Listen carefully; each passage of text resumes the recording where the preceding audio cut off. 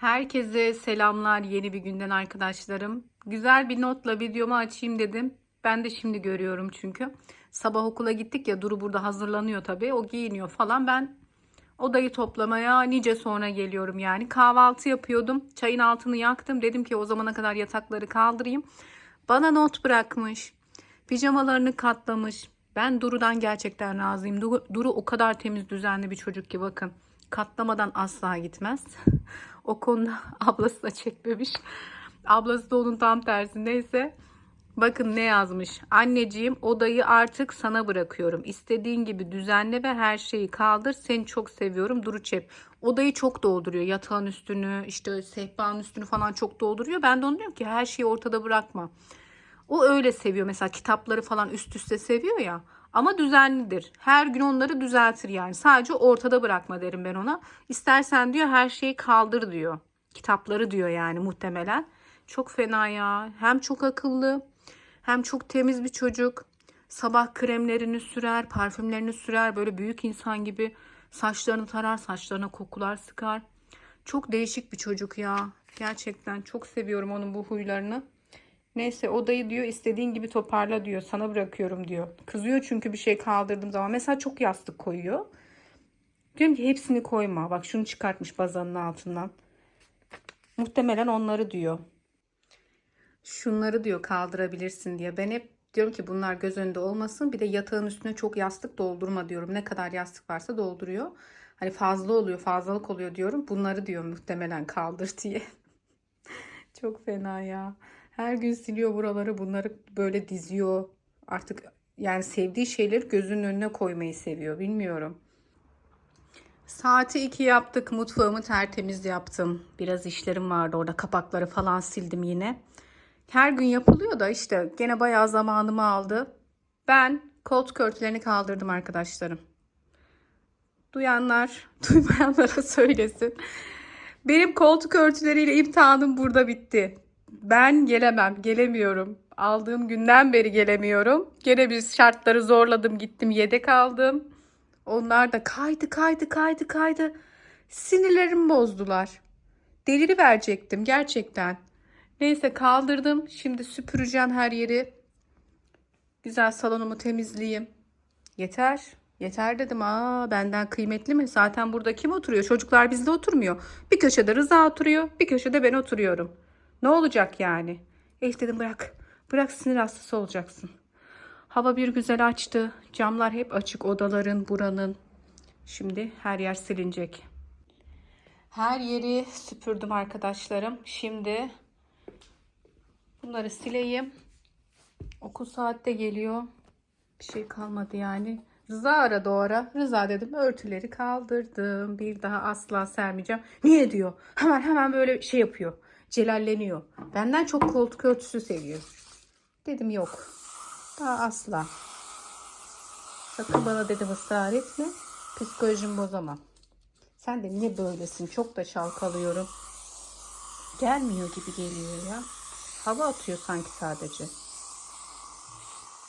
Bak Allah Allah. Ve anca kendine geliyor. Sildim. Yani iz bırakmaması konusunda bence gayet iyi yani. Şimdi masayı da silelim. Yemek masasını yine aynı bununla. Yani güzel. Kokusu da hoş. Şöyle.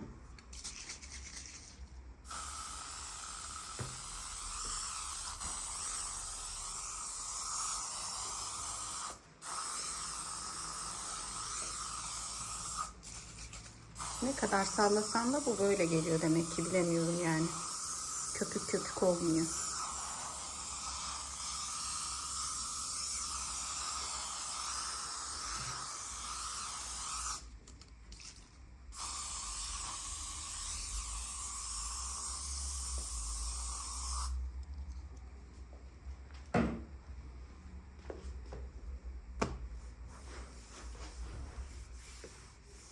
Bu bezi de sadece salonda kullanıyorum. Zaten bunların üstünde yıkayıp kaldıracağım.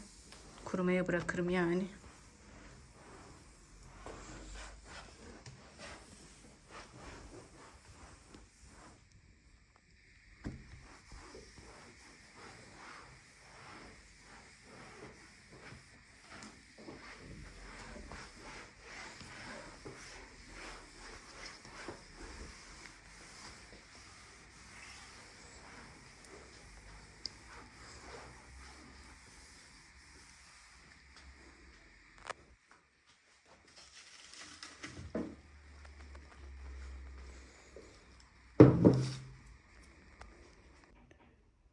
Vallahi dünya varmış be.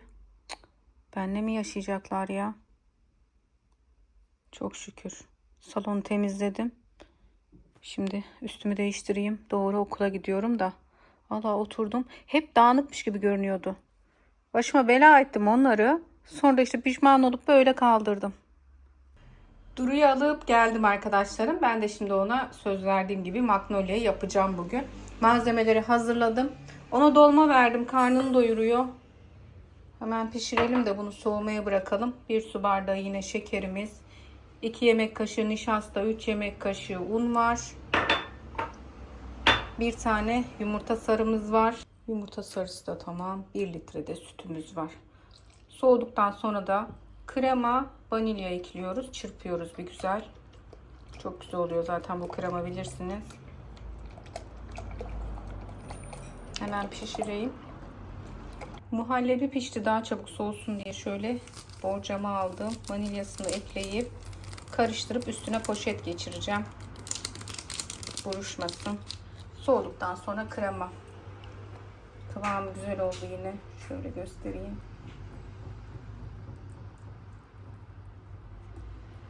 Kremayı da mikserle çırpacağım. Şimdi bunu böyle çırpayım da sonra mikserle güzel çırparız.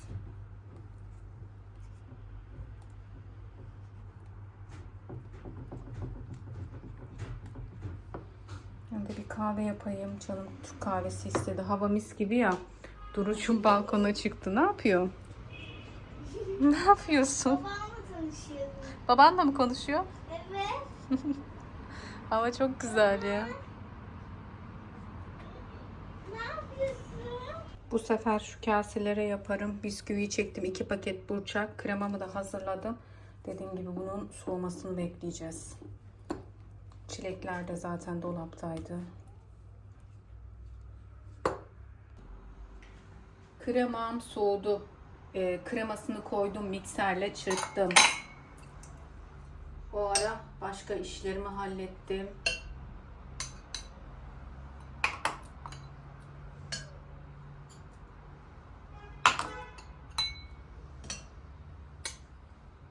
Şöyle hemen yapıyorum. Güneş olduğu için en sonunda kafamı için. Şapka mı taktın? He. O derece güneş var yani. Evet anne. Çok da çilek koymayacağım. Çok koyunca da bu sefer ayırıyorlar içinden. Fazla fazla koymayacağım.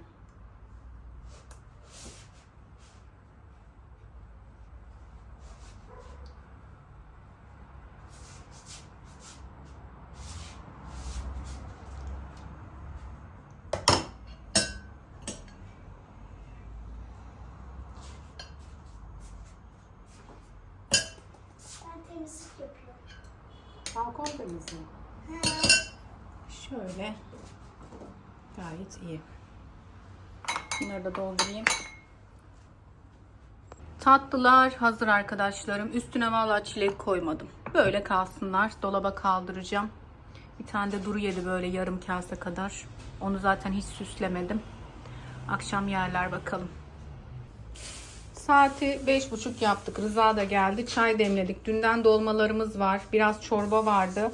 Sucuk aldım, tavuk aldım, geldim. Şöyle şu buğday lavaşını, bunu çok beğendim ben. Sabahları yumurta koyup sarıyorum ya. Bir de dedim ki çayın yanına şey alayım, cevizli. Rıza baksana yumuşacık. Bugün geldi dedi zaten. Peynirle yoğurt aldım. Şimdi biz ne yapacağız? Dolmamız, çayın yanına böyle kahvaltılık cevizlimiz var. İsterlerse kızlara sucuk da kızartırım. Öyle yiyeceğiz. Zaten çorba içti onlar da. Dolmalar duruyor. Bugün hiç kendimi çekmemişim yalnız. Hep yaptıklarımı göstermişim.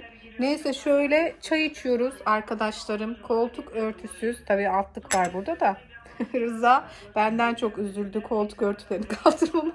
Duru leke yaparsa. Duru leke yaparsa diyor da Duru'yla Azra artık odalarından çıkmıyorlar. Hep odalarda oturuyorlar. Ondan sonra dedim ki bizim bebeğimiz mi var? Bir sen oturuyorsun bir ben. Onu da çoğu diyorum diyemedim. Çoğu Rıza yerde oturur. Yerde oturmayı çok sever çünkü. Bir dedim ben oturuyorum bu köşede. Bırak dedim ya, örtü. Beni dedim hasta edecekti herhalde. Neyse. Rıza hastaneye gitmiş yine. Annesini hastaneye götürmüş. Gelirken görmüş Elif file açılmış diyor. File market açılacaktı ya Zonguldak'ta. Yeşim abla dedi bugün. Ana baba günüymüş. Herkes akın etmiş. Yoksa gidelim dediydi. Hani istiyorsan yine gidelim dedi. Dedim boş ver. Yağmur yağıyor değil mi? Bak 4 mevsimi yaşadık bugün biliyor musun? Sabahtan beri 4 mevsim. Bir kar eksikti. Bir güneş açtı mis gibi. Sonra bir esti rüzgar geldi. Şimdi de yağmur geldi arkadaşlarım. Neyse o yüzden fileye gitmedim. Gene de bir Rıza istiyorsan gidelim dedi. Yok dedim şu kalabalık gitsin. O da meraktan yani. Her yerde var bütün illerde çoğu da bizde yoktu. Bir şey de kalmamıştır ha. Hı? Bir şey de kalmamıştır. Bilmiyorum birkaç gün sonra giderim. Yok bir şey de kalmamıştır bugün. Evet, bilmiyorum. Gelen giden mi? Atıştırmalıkları falan iyi oluyormuş onun. Önerdiğiniz ne var oradan alın da şu. Bimim iyi o. Bilmiyorum ki Bimin mi? Ben bilmiyorum. Öyle diyorlardı ya ben öyle File için elit market diyorlar. Pahalı elit Ama market. gerçi kurulduğu Zengin yer marketi. Değil. Ha? Kurulduğu yer de elit O binaya pet, değil. o petin altına Elit bir yer. o petin yanına açıldı. Şeye çok yakın yani görümcemlere çok yakın. Onların hemen o virajda da onlar giderler sık sık da benim hani her zaman gidebileceğim uzak yakınlıkta değil yani. Gitmedim vallahi canım istemedi. Çok kalabalıksa hiç gerek yok. Çekemezsin de video da çekemem zaten hani orayı size de gösterirdim hani ne var ne yok da. Aranızda gidenler vardır zaten bilenler. Önereceğiniz bir şey varsa alırım oradan.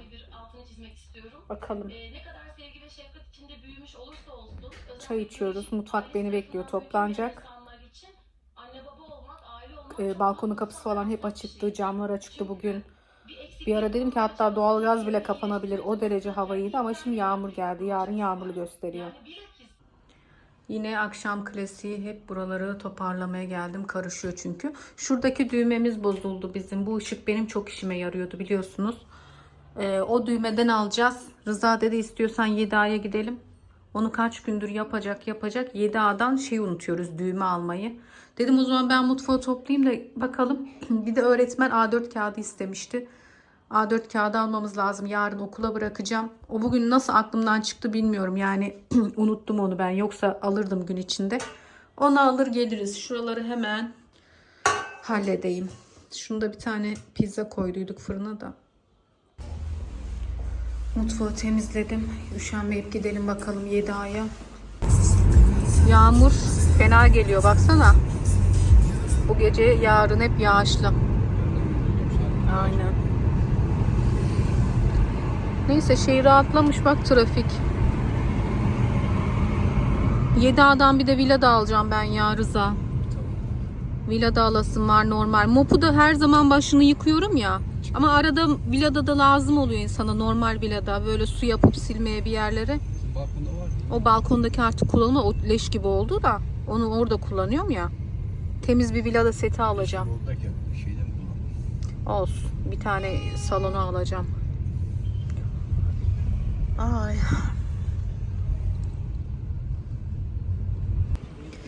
Evet 7A'ya geldik. Bu her yerde yokmuş. Bunu bana soruyorsunuz bazen. Hı? Ereğli'nin kendi şeyi mi? Ha. Yapı market işte yani her şey var burada. Hırdavat, alet, edevat her şey var. O düğmeler burada olur bence. Nereye gidiyorsun? Şu arka tarafta olmaz mı? Değil mi? Hı. Düğmeyi alalım da o led benim işime yarıyor.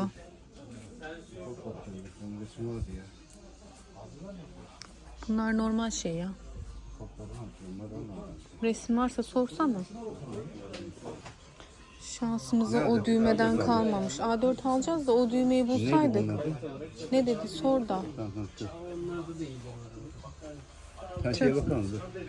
Aman. Kaldık düğmesiz. Tüh. Of. Üst kata çıkacağız mı? Gel. Bakmayacağım üst kata ya. Gidelim dedim. Buradan alayım. Aynen. Ben şöyle havlu uçla bununla çok rahat ediyorum. Bir tane havlu uç. Bir de normal villada alacağım. Villada var zaten de. Ne kadarmış? 230, 145 lira şunlar. Bu 390 mı? Ne diyor? Yo mini, ha, bu bunların fiyatıymış. Bu da mı? Bu da o değil. Şu. Aynen 145. Ben de hep yanlış şeylere bakıyorum. Bir tane kırmızı alalım. Başka buradan alacağım. Var mı bir şey?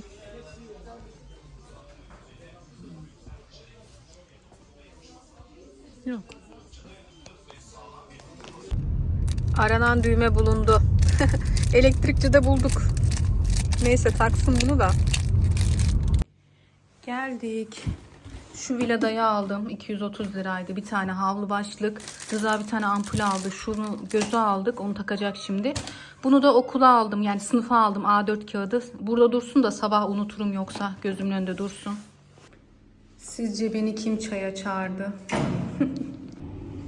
Tam eve girdik. Yengem dedi ki Elif dayın geç gelecek. Çay yaptım. Açma da yaptım gel dedi. Ben de magnolia koydum 3 kase dayıma, bana, yengeme. Eslem Ankara'da zaten. Tatlılarımı aldım geldim.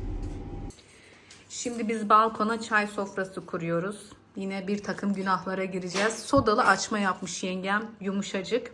Bir şişe maden suyu koymuş, yani her zaman mayalı hamurumuza eklediğimiz malzemeler var ya, ona bir şişe maden suyu. Burada tahinli cevizli kek var. Biz hemen tadına baktık. Çok güzel olmuştu. Burada tatlılarımız var. Dayım daha gelmedi. Dayım geç geliyor. Şimdi çay içeceğiz bakalım. Biz çayımızı içtik arkadaşlarım. Şimdi Eslem'in çeyizlerine bakıyorduk. Şu seti almıştı yengem, söylemiştim size. Geçen Galeri Kristal'de farklı setlere de bakmıştık. Böyle pahalı olan ürünleri şimdiden alıp ödüyor, yani iyi oluyor. Fişler falan da hep hazırladı, yani Eslem'in hepsi vardır. Bu da Tefal'in bu setini bilirsiniz zaten. Çok güzel, şöyle koliden çıkardık da. Hatta dedim ben de mi alsam, bir sonraki tencere setim bu mu olsa diye. Böyle güzelmiş. İnşallah gelecekte tabii güzel günlerde kullanır. Bir de şu pip stüdyolarını göstereyim yine. Her geldiğimde farklı bir pip stüdyo almış oluyor yengem. Çok bugün seviyor. geldi Bunlar bugün gelmiş. Hepsini açmadık tabii. Şöyle size 3 rengini göstereyim dedim. Bunları da böyle şimdiden alayım, ödeyeyim. Ah, bizim zamanımızda pip stüdyo yoktu. Güral porselen, Kütahya porselen. Bizim zamanımızda Korkmaz çelik tencere. Aynen, onlar vardı. Benim çeyizimde onlar vardı. Kahvaltı takımı vardı. Şimdikiler o pip stüdyolar, fişlerler havada uçuyor. Yine güzel günlerde kullansın. Renkleri falan çok güzel. Valla. Artık ne zaman kullanırsa hayırlısı. Şu pembeli çok güzel. Ama yeşili de çok güzel ya. Onların zaten ben ikisinin setini yaptım yemek. Evet. Şey, Daha önce pasta çektim seti. ya fincanları. Aha, Onu da yeşil. çektim. Yeşili de aldım. Aynen onları çektim burada ben. Yeşili görmedin ki sen, yeşili yeni Almanya'dan. Kırmızıyı çektim. Kırmızıyı çektin, yeşil Almanya'dan aldım. Aynen. Şimdi o zaman Pip Stüdyo tamamen çay fincanları, kahve, tabakları hep tamamlandı. Her şeyle tamamlandı. Hepsi var. Bunlar da son parçalar. Fiyatlı ama şıklar yani. Ben buradayım diyor. Zam gelecek ama zaten akşam sabah. Bekle sen kovala işte. Zamda. Sen çatal kaşık aldın mı isteme? Yok, onları almadım. İşte bak bir eksik daha çıktı. Neyse, dediğim gibi artık Eslem'e seneler sonra evinde kullanırız inşallah. İnşallah. Bir önceki aldığı seri de buydu zaten. Size çekmiştim, hatırlarsınız. Yine burada masanın üstünde. Tabaklarla birlikte göstermiştim. Kırmızı tabaklarla. Şunu da şöyle yanına çikolata lokumluk diye takım yapmıştı. Bunların da renkleri var. Bu da böyle 6 tane. Yok, o 3 tane. 3 mü? 6 olan hangisiydi? O 3 tane de şunlarla beraber ben onları He, sen onu 6 yaptın, tamam. He bak evet. Bunlarla. İnsan bunlara kıyıp kahve içemez vallahi. Baksana. Doğru, sen bunları böyle 6 yapmıştın. 3 ondan 3 bundan yaptıydın. Çok Şu güzel. yeşilleri Nescafe için olan alacağız şimdi. He, bunun büyüğünü alacaksın değil mi? Büyüğünü 200 milimlik. Kırmızı ile ikisinden 3'er tane ondan alacağız. Ha, değil mi? Aynen. Çok güzel. O zaman set tam oluyor. Çok güzel vallahi. Şöyle. Evet, yengemin çeyiz köşesinde şimdi kendi işlediği etamin var. Bunlara çerçeve yaptırıyor biliyorsunuz. Çok güzel etamin işler. Bunu da yine Eslem'in çeyizine niyet yaptı. Şurada yapılmışı var. Çerçevelenmiş hali. Bu çerçeveleri soğuk suda yaptırıyor o. Ne zaman bir şey yaptırsa. Anneme de işledi bir tane de, onu gittiğim zaman çekerim size. Unutuyorum.